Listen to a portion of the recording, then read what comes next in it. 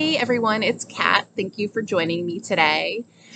Today I'm going to go over 3 versions of sun salutations, and I find this helpful for folks because as you are, especially if you're new to yoga or if you're dealing with an injury, doing the full sun salutation that you'd come across in most classes might be a little bit too strenuous.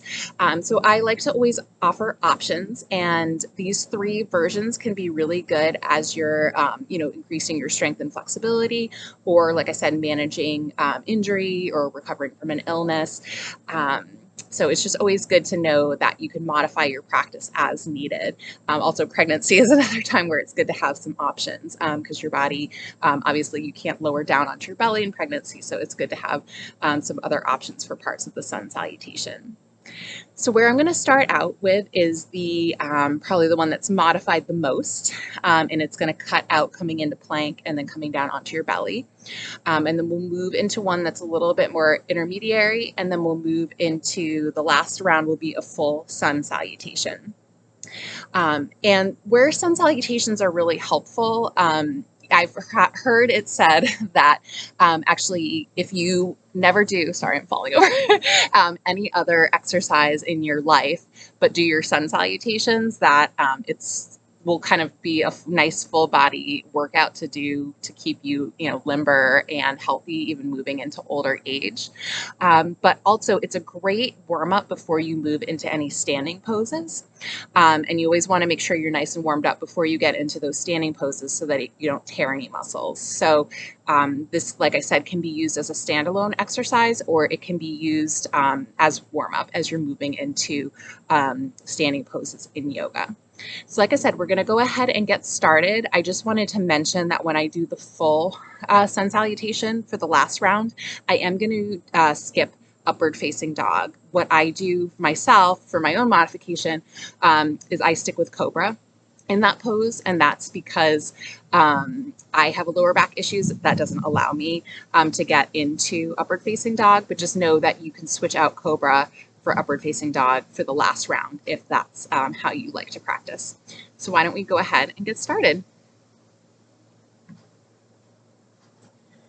So you want to come onto your mat with your feet about hips distance apart or slightly wider if you're feeling particularly tight in your hamstrings.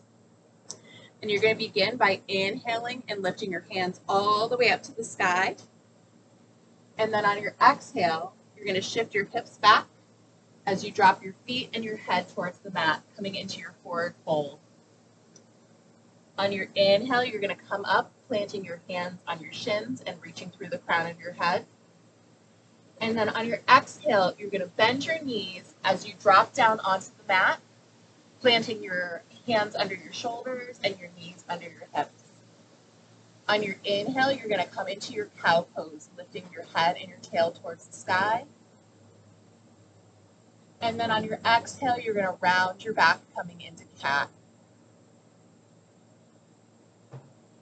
On your inhale, you can either stay here or come up into downward facing dog. So walking your hands a little bit forward and then lifting your hips up towards the sky. And then either from downward facing dog or from your table pose, you're going to walk your feet up towards your hands, coming into another forward fold.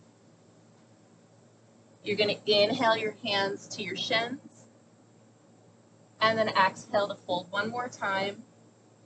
And then inhaling as you come up to stand, exhaling your hands in front of your heart. And now we'll go into our second round with a slightly different modification.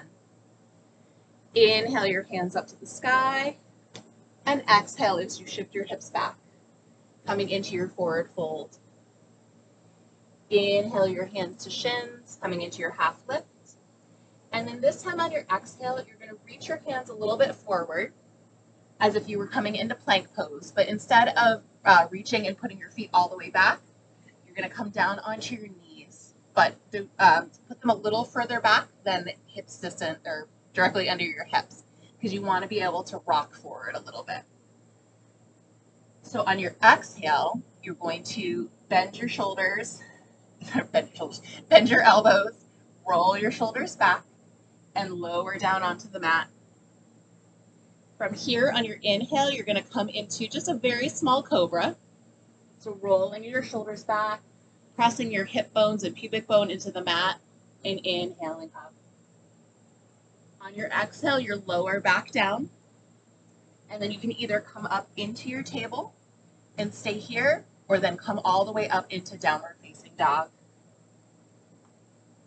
Take one round of inhale here, and then on your exhale, walk your feet up to meet your hands. Inhaling to your half lift, exhaling to fold, and then inhaling all the way up to standing. Exhaling your hands in front of your heart.